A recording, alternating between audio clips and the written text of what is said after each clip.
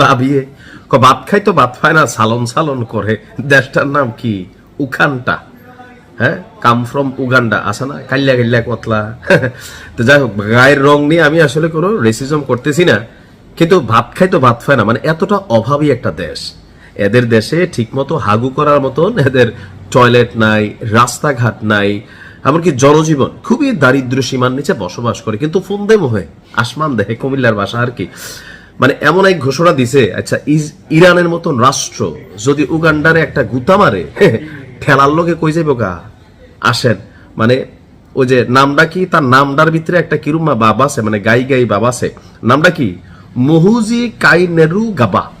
হ্যাঁ, গবাদি পশু থেকে গাবা আসছে সম্ভবত, কারণ তার বক্তব্যগুলো অনেকটা গরুর মতন আসছে।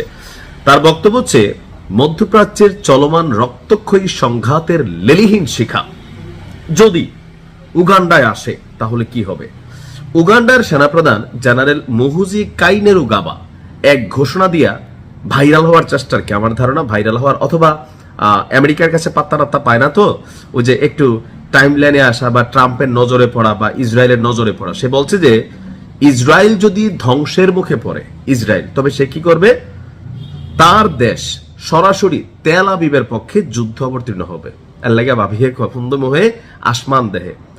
উগান্ডার জিডিপি, উগান্ডার ইকোনমি, উগান্ডার জনজীবন, এখন ঢুইকা গুগলে সার্চ দেন এগুলা ভাত খাইতে ভাত পায় কিনা। আর ওইখানে ডিকটেটরশিপ, ফ্যাসিস্ট বা ফেসিজমের মতন সেনাপ্রধানরা রাষ্ট্র ক্ষমতা ছিনিয়ে নেয়। একটা সরকার 4 বছরও টিকে না, 2 বছরও টিকে না, কিডন্যাপিং, গুম, মানে এরা যা করে আপনি আশ্চর্য হয়ে যাবেন। তো এরা যুদ্ধ করবে কার পক্ষে? তেল আবিবের পক্ষে। কার বিরুদ্ধে? ইরানের বিরুদ্ধে। এক টুইটার এই মুহূর্তে বিশ্বজুড়ে একটা লাড়াচাড়া দিছে। তার বক্তব্য, আমরা চাই মধ্যপ্রাচ্যের যুদ্ধ এখানে শেষ হোক, বিশ্ব এই সংঘাতে ক্লান্ত। এর দুর্ভন্ত বাতিজা বালাই কইছিল, তবে ইসরায়েলকে ধ্বংস বা পরাজিত করার যে কোনো কথা আমাদের এই যুদ্ধে টেনে নেবে। আহো, হ্যাঁ বাতিজা আহো, হোকার মধ্যে সিলমাইরা দিব না। মানে অনেকে আমার বলেন যে ভাই আপনার মুখে এমন ভাষা কিতা কইরাম ভাই, বিশ্বে শরীরটা জর্জর করে। মানতে পারি আমেরিকা কয়, মানতে পারি ফ্রান্সে কয়, জার্মানি কয়, মানে আছে মেশিন। তো তার মতো এই উগান্ডা ফুগান্ডা যদি এসব কথা কয়, তাও তো ধরেন একটু ফিল্টারিং করে বলতেছি আর কি। তো যাই হোক, তার বক্তব্য হচ্ছে আমরা চুপ থাকবো না, আমরা লড়াই করব। এমনকি ইরানকে লক্ষ্য করে হুঁশিয়ারি উচ্চারণ করছেন, বলছে তেহরান যদি আমাদের উপর ক্ষেপণাস্ত্র হামলার দুঃসাহস দেখায়, তবে আমরাও আমাদের নিজস্ব ক্ষেপণাস্ত্র দিয়ে তার সমুচিত জবাব দেব। তো ক্ষেপণাস্ত্র কোনটি? ওই দেখবেন বাংলাদেশে এরকম টিকটকে রিলস আসে, কলা গাছ দিয়া ফোলাফেনে ফুংডামি করে এরকম ইয়া বানায়, বাংলাদেশি মিসাইল। আমাদের তো নাই, তো মাঝে মাঝে রিলসে দেখেন না? তো ওই টাইপের মিসাইল কিন্তু উগান্ডার কাছে আছে। এটা উত্তর পাড়াতে মারলে দক্ষিণ পাড়া যাওয়ার আগে মুসলিম ভাইয়ের বউয়ের বাড়িটার কাছে দিয়ে যাওয়ার সময় তপাস করে পড়া যায়। ভাবিওকে কিতা বললো, কলা গাছ কলা গাছ, মানে প্রতিরক্ষা সিস্টেম নাই।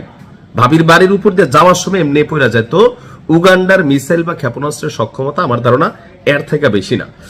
জেনারেল মুহুজুবি আপনার উগান্ডার প্রেসিডেন্ট ইও ওয়েরি মুসেভ্যানির পুত্র এবং দেশটির নিরাপত্তা ব্যবস্থার অন্যতম প্রধান স্তম্ভ। অর্থাৎ তার বাবা পশ্চিমাদের পাঠা চাইটা ওইখানে হচ্ছে একটা নির্বাচন উত্তর কোরিয়ার মতন। কিম জং উন কত % ভোট পায়? 99.99 ভোট পায় কিম জং উন।